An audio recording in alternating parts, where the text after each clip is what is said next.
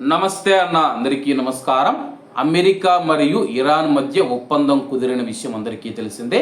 అలాగే ఈ యొక్క ఒప్పందం గురించి కువైట్ మరియు గల్ఫ్ దేశాలకు వివరించేందుకు అమెరికా విదేశాంగ మంత్రి మార్కో రూబియో ఎవరైతే ఉన్నారో కువైట్ మరియు గల్ఫ్ దేశాలలో పర్యటించనున్నారన్నమాట.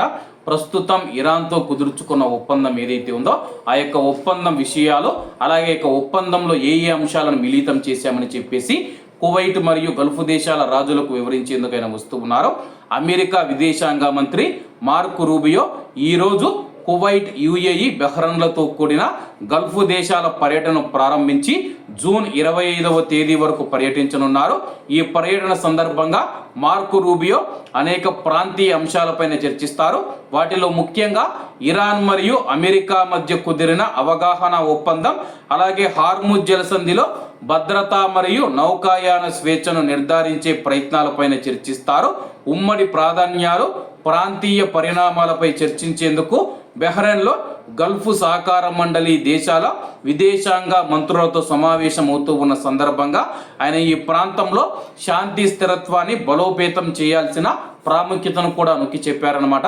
ప్రస్తుతం అమెరికా మరియు అలాగే ఇరాన్ మధ్య అవగాహన ఒప్పందం MOU కుదిరిన విషయం అందరికీ తెలిసిందే.